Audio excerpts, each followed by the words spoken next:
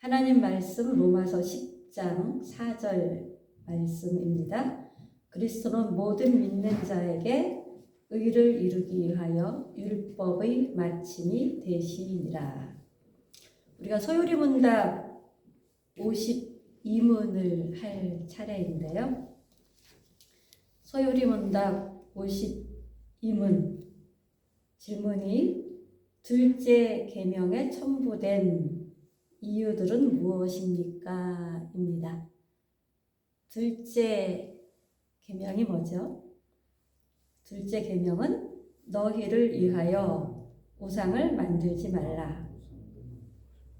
하늘이나 땅 아래나 땅에 있는 것에 어떤 형상도 만들지 말고 그것들에게 무릎 꿇거나 절하지 말라라는 것이죠.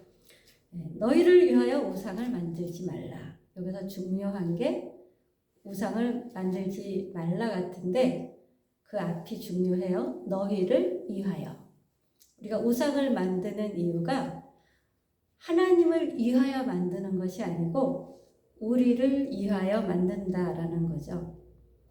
근데 이 둘째 계명에 첨부된 이유들이 무엇이냐라고 하는데 답은 이렇게 나와 있죠. 우리에 대한 하나님의 주권, 소유권, 홀로 하나님만 예배를 받는 예배에 대한 하나님의 열의 때문입니다. 라고 답은 나와 있는데요. 자, 하나님의 주권. 하나님이 우리의 주인으로서의 권리를 가지고 있다. 이것이 하나님의 주권이겠죠. 그래서 하나님은 우리를 주재하시는 분이다. 창조주이신 하나님, 피조물인 우리 인간들, 창조주이신 하나님은 우주 만물을 만드신 목적이 있으시겠죠? 또 우리를 만드신 목적이 있으십니다. 그래서 피조물인 우리는 하나님의 소유된 백성입니다. 곧 나의 소유권은 누구에게 있습니까?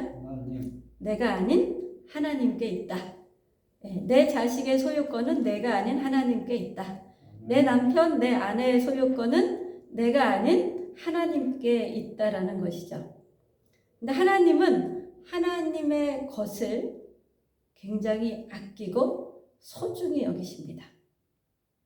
하나님께서는 우리를 하나님 것 삼으시고 언제 어디서나 하나님께 소속된 정체성을 가지고 우리가 살아가기를 원하십니다. 우리 그 재벌가들이 있잖아요. 재벌가들의 자녀들이 그 재벌 가문에 소속된 정체성을 가지고 언제 어디서나 살아가야지 되죠. 아무렇게나 행동했다가 기사에 나면 큰일 나잖아요. 그렇죠? 그것처럼 하나님은 우리가 하나님께 소속된 자로서의 정체성을 가지고 어디서든 살아가길 원하신다는 것입니다. 이 하나님, 우리를 자기 소유 삼으시면서 너는 내 거야. 나의 주권에 순종해야 돼. 라고 하시는 하나님, 그 하나님은 우리의 생사, 하복의 주인이시기도 하죠. 자, 우리는 하나님의 소유인데요. 하나님의 소유되었다라는 것은 하나님이 우리에 대한 점유권을 가지고 있다라는 것입니다.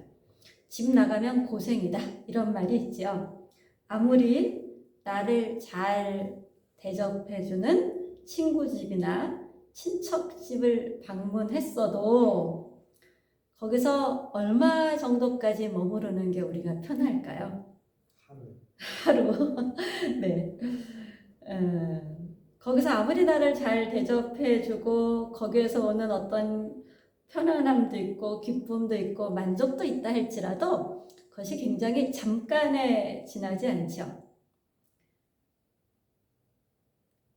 마찬가지로 하나님에 의해서 만들어진 우리는 하나님께 온전히 소속되어서 하나님의 점유 안에 있을 때 참된 안식과 참된 만족이 있습니다. 아멘. 이 우리를 소유하신 하나님, 우리에 대한 점유권을 가지신 하나님은 어떤 하나님이냐 하면 우리를 진정으로 무한히 사랑하시며 돌보시는 하나님이십니다. 아멘. 우리를 진정으로 사랑하는 존재는 오직 한 분, 하나님밖에 안 계시죠. 우리는 이 사랑에서 이제 약간 착각을 해요. 사랑은 무조건 친절하기만 한 거라고 생각을 하는데 하나님의 사랑에는 공의로우심이 있습니다. 공의가 빠진 사랑은 사랑이 아니죠. 자식이 귀엽다고 아무거나 네 맘대로 해라. 그래서 하지 않아야 될 것을 무질서하게 자유분방하게 하는데 그것을 괜찮아. 내가 네가 문제 일으키면 다 해결해 줄게. 뒤치다거리 다 해줄게. 이러면서 그냥 삐뚤게 살아도 그대로 삐뚤게 살도록 방치한다면 그것은 사랑이 아니죠. 그래서 하나님의 사랑에는 공의라는 또 다른 면이 있습니다. 잘못된 것은 경책하시고 권유하시고 또 책찍질하시고 이러는 면이 있으시죠. 때로는 벌도 주시고. 그래서 교회 안에서 이 하나님의 사랑과 하나님의 공의 이것이 살아있는 교회는 치리가 있게 됩니다. 우리 한국 교회가 치리가 없어졌어요. 좀 잘못한 것에 대해서 치리를 하게 되면 오히려 치리 당한 사람이 문제를 더 크게 일으킵니다. 이렇게 뭐라 그래야 될까요? 자기 팀을, 자기 편을 만들어서 더 문제를 일으키기도 하는 그런 일들이 있는데 우리 한국교회가 제대로 건강하게 서기 위해서는 이 공의로우신 하나님, 그 하나님의 공의로움을 나타내는 치리가 살아나야 되고요. 그 치리가 있을 때 교회를 떠나는 것이 아니라 자기의 잘못을 인정하고 일정 기간 그 치리에 순복하는 질서가 필요합니다. 하나님, 사랑이신 하나님은 이 질서를 굉장히 중요시 여기시는 하나님이시죠. 하나님께서 내가 너의 주인이야 라고 주권을 주장하시고 또 하나는 너는 내 거야. 그러니까 나에게 소속된 사람답게 살아다오 라고 하시죠.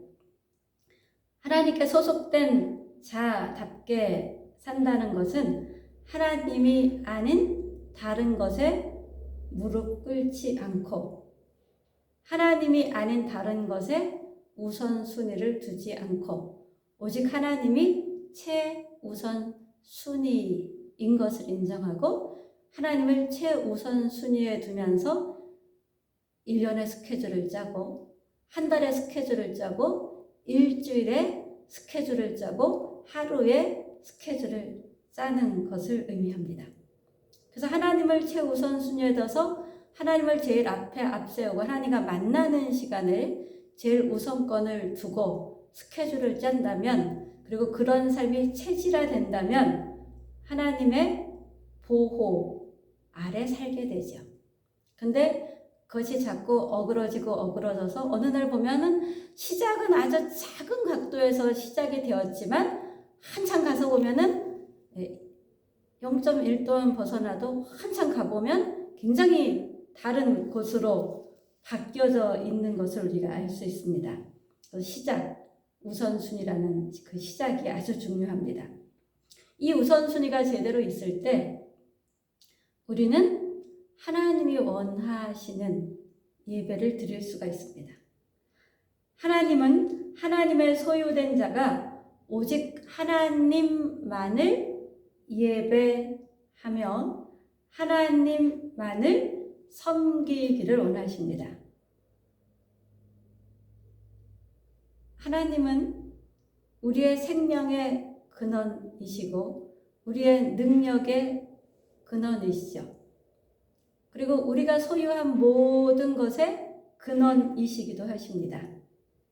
그 하나님이 하나님의 소유된 자로서 오직 하나님만을 예배하며 섬기는 것을 우선순위에 둔 자에게 하나님의 참된 생명, 하나님의 참된 능력을 우리에게 더하여 주십니다.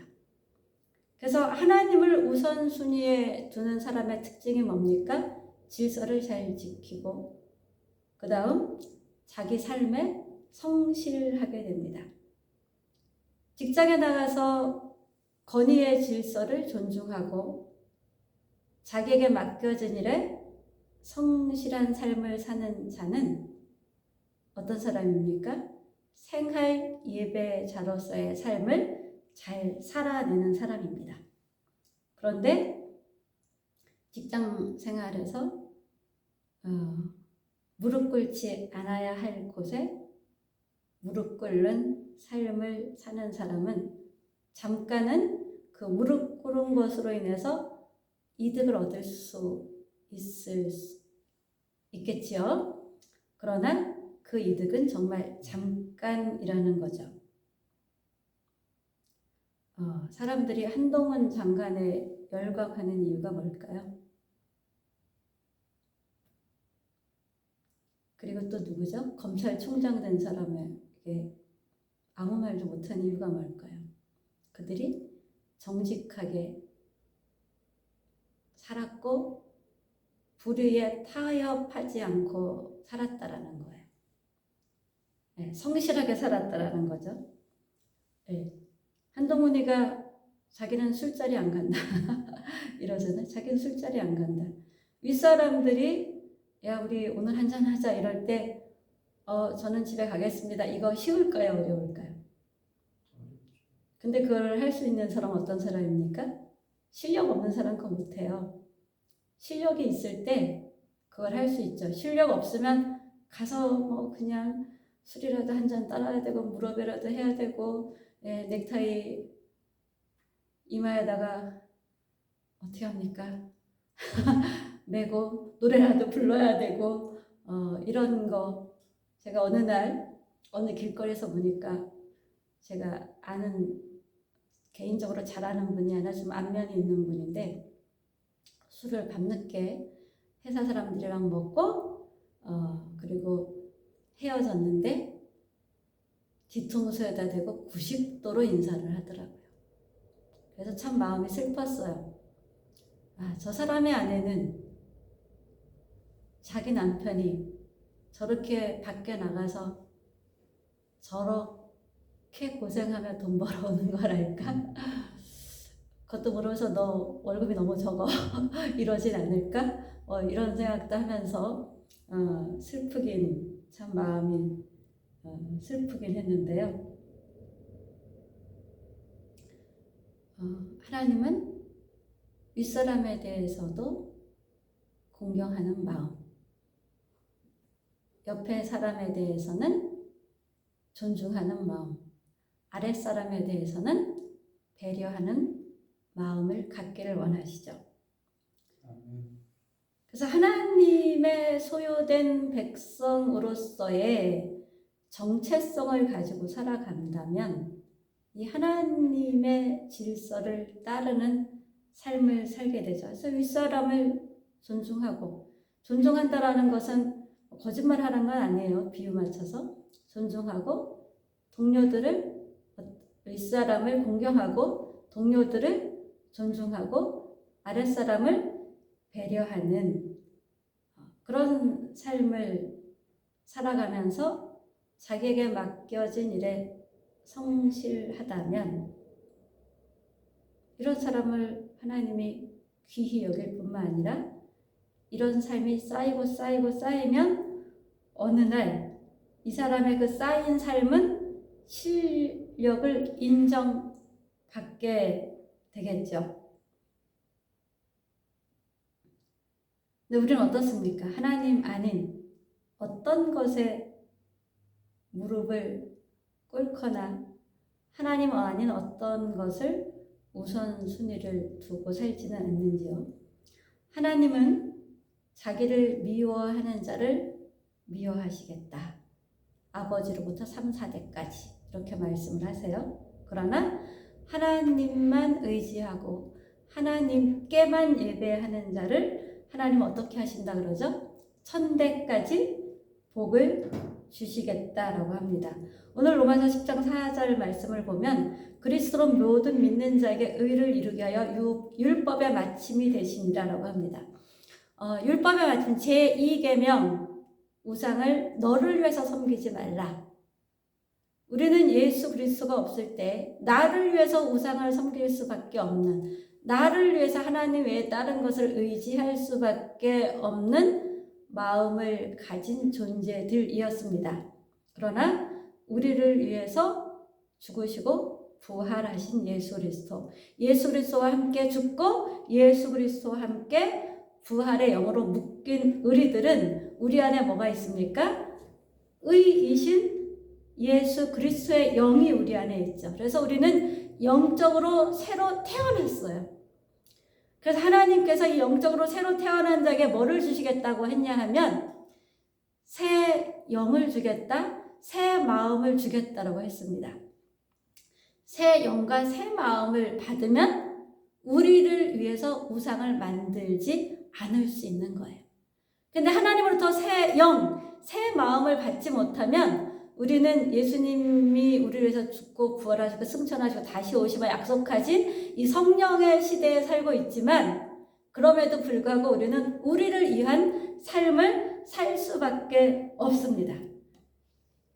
그래서 지금 예수를 믿는 우리가 가장 추구해야 될 것이 무엇이냐 하면 새 영, 새 마음을 갖는 것입니다. 새 영, 새 마음은 어떻게 갖게 됩니까?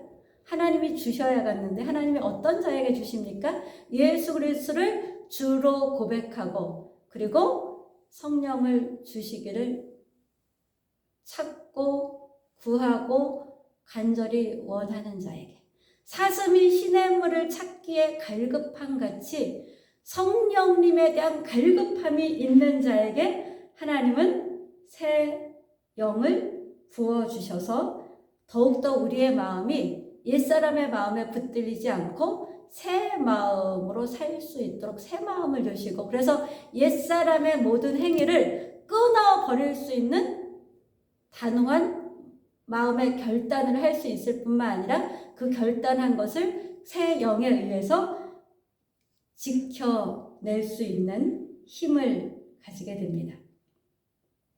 그랬을 때 우리는 나를 위해서 예배하는 자가 아닌 하나님을 위해서 예배하는 자가 될 수 있습니다. 우리가 하나님을 섬긴다라고 하지만, 그래서 우상을 섬기지 않고 하나님을 섬긴다라고 하지만 교회에 와서 예배 드리는 것, 교회에 와서 봉사하는 것, 교회에 와서 어떤 종교적인 행위를 한다 할지라도 그것이 나를 위해서 한다면 그건 역시 우상 숭배와 같은 거예요. 나를 위해서가 아니라 하나님을 위해서, 하나님의 피조물 된 우리, 하나님의 소유된 우리는 하나님께 예배하는 자로 서야 됩니다. 하나님은 어떤 분이시냐 하면 우리에게 예배받는 걸 너무너무 좋아하세요.